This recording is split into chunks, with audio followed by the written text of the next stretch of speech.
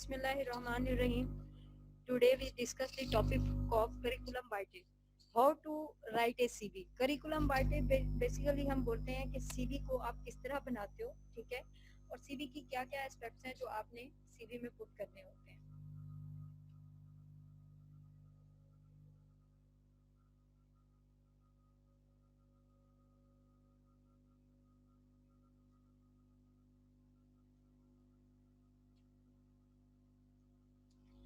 Content of today's lecture is what is a CV, when should you use a CV, how long should a CV be, what information should a CV include, and what makes a good CV. क्या क्या चीज़ें हैं जो CV को representative और good बनाती हैं. सबसे पहले तो हम डिस्कस करेंगे कि सीवी है क्या चीज़. एक curriculum whiting is a short description of the persons educational and professional history. किसी भी पर्सन की एजुकेशनल और प्रोफेशनल हिस्ट्री रिप्रेजेंटेटिव वे में जब आप पेश करते हो उसे क्या कहते हैं, CV. What do you use it, आप इसमें क्या यूज करते हो, ठीक है. When you are applying for a job, किस पर्पस के लिए आप सीवी बनाते हो और यूज करते हो. तो when you are applying for a job, जब आप किसी जॉब के लिए अप्लाई करते हो, at interviews, to read, while waiting to be called in for phone applications. How long should a CV be? Short, not longer than 2 pages. Means आपकी CV जो है शॉर्ट और डिस्क्रिप्टिव होनी चाहिए, सबसे कम स्पेस में होनी चाहिए. मीन्स एक पेज आपके पूरे उसके लिए डिस्क्रिप्शन के लिए मोर देन एनफ होता है.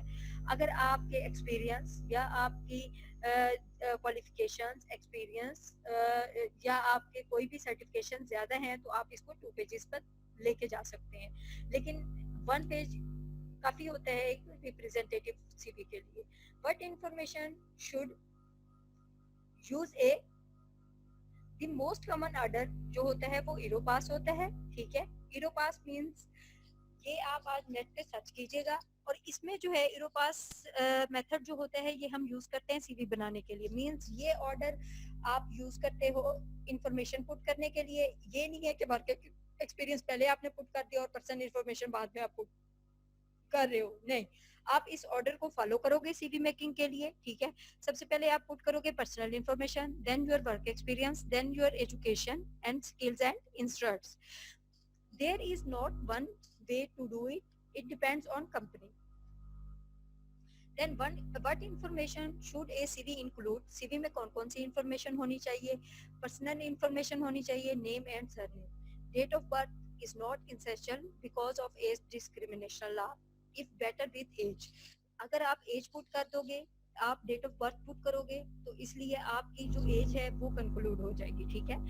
तो दूसरा इसमें आप उसके बाद एड्रेस, आपने बेटा यही ऑर्डर यूज करना है, ठीक है. सीवी में बेसिकली जो आप ऑर्डर फॉलो करते हो वो यही होता है. सबसे पहले आप अपना नेम, सरनेम लिखते हो, फिर डेट ऑफ बर्थ लिखते हो, फिर then you put your address, email address a sensible one, telephone number with area code, means with your country plus area code आप अपना टेलीफोन नंबर पुट करोगे. पिक्चर जस्ट इफ रिक्वायर्ड, अगर required होगी तो उसमें एक पिक्चर फ्रंट पेज पे आपने पुट करनी है.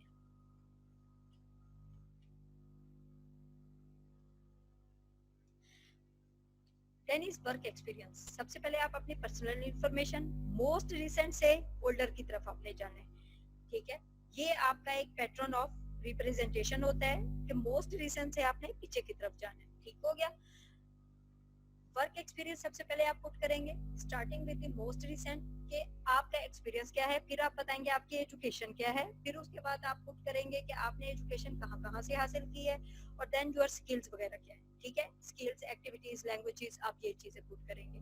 तो वर्क एक्सपीरियंस में आप क्या लिखेंगे, मोस्ट रिसेंट वर्क एक्सपीरियंस से लेकर आप जो पहले आपने वर्क एक्सपीरियंस हासिल किया है आप वो पुट करोगे इसमें. मींस आपकी जो मोस्ट रिसेंट जॉब एक्सपीरियंस होगा आप उसको सबसे पहले लिखोगे, फिर उसके बाद आप अपनी ओल्डर जॉब को पुट करोगे, फिर उससे ओल्डर जॉब को पुट करोगे. तो ये आपका एक पैटर्न होता है वर्क एक्सपीरियंस को पुट करने का. Starting with the most recent, if you don't have any work experience yet, start with education. अगर आप फ्रेश ग्रेजुएट हैं तो लिस्ट करें पार्ट टाइम जॉब को या समर जॉब्स को, या वॉलंटरली आपने कोई भी काम किया है तो आप उसको लिस्ट कर देंगे, लिस्ट करेंगे अपनी सीवी में.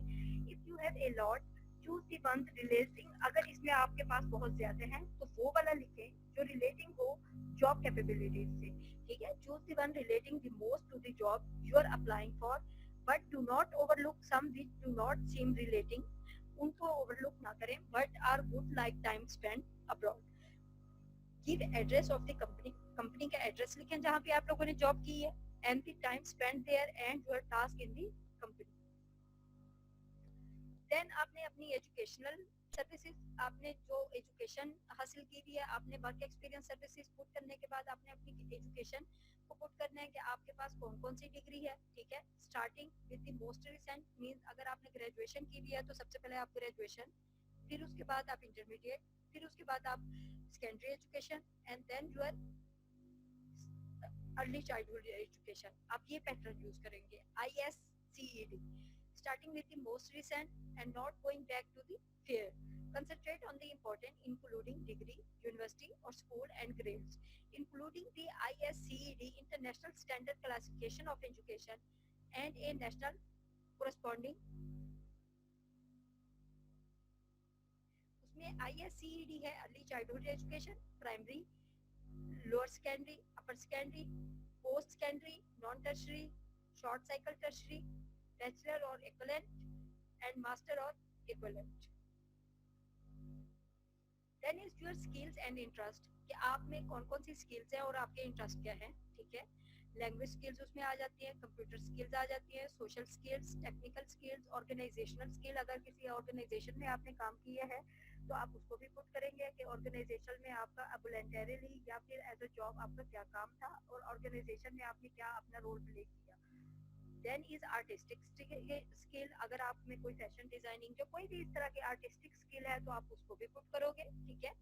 अदर स्किल्स, एडिशनल इंफॉर्मेशन वगैरह वगैरह, आप इन सबको पुट करोगे। इसमें एक कम्प्रिहेंसिव सी, डिस्क्रिप्टिव सी आप एक रिप्रेजेंटेशन CV बनाओगे, ठीक है, जो एम्प्लॉयर्स को सिर्फ एक ही नजर में आपकी पूरी जो आपकी डिटेल है वो समझा दे, उस चीज को हम कहते हैं CV। Choose interest relating to your job, not only passive hobbies, not only one range of hobbies, maybe a hobby that makes you different from the rest of the specified. Means आपने इसमें अपनी hobbies या आपने अपनी interest या ये चीजें नहीं पुट करनी, आपने सिर्फ वो चीज लिखनी है जो आपको थोड़ा सा डिफरेंट फील करवाए, और स्किल पुट करनी है। स्किल पुट करने का मतलब ये है कि आप जॉब के लिए, किस जॉब के लिए कैपेबल हो, आपने ये चीज पुट करनी है, उसमें अपने आप को रिप्रेजेंट करना है, तो उसको हम कहते हैं CV। How to write a good CV में अब हमने एम्प्लॉयर्स की थिंकिंग का एक छोटा सा स्लाइड मैंने बनाई थी, तो उसमें ये है कि हम एम्प्लॉयर्स आपको मतलब किसी भी एम्प्लॉयर को आप अगर अपनी CV देते हो तो उसको क्या इम्पैक्ट जाना चाहिए आपकी CV का, वो उसके बारे में मैं आपको बताना चाहूंगी कि employers take less than a minute, सिर्फ एक से भी कम मिनट लगाते हैं फॉर ईच CV को, so you need to make an impact. तो आपको CV के लिए ये खसूसियात होनी चाहिए आपकी CV में, ताकि एम्प्लॉयर्स उससे क्या हो सके, इम्प्रेस हो सके और आपकी CV एक गुड रिप्रेजेंटेशन बन सके। तो उसमें शॉर्ट होनी चाहिए, वो इजी टू रीड होनी चाहिए, लॉजिकल ऑर्डर्स होने चाहिए जो ऑर्डर मैंने आपको समझाए हैं। राइटिंग नॉट ए स्मॉल और too big, means font size जो आपका है वो बड़ा और छोटा नहीं होना चाहिए। फॉन्ट साइज आपका एक जो हमारे राइटिंग का होता है नॉर्मल फॉन्ट साइज वो 14 या 12 होता है, तो आप वो भी यूज करें, ठीक है। Avoid writing whole sentences and if just short sentences, short sentences use करें, बहुत ज्यादा लेंथी सेंटेंसेस लिखने की जरूरत नहीं होनी चाहिए, कम्प्रिहेंसिव होनी चाहिए बस, बट डिस्क्रिप्टिव होनी चाहिए कि मतलब कम टाइम में ज्यादा चीजें समझ आ सके। इस चीज को हम कहते हैं CV, ठीक है।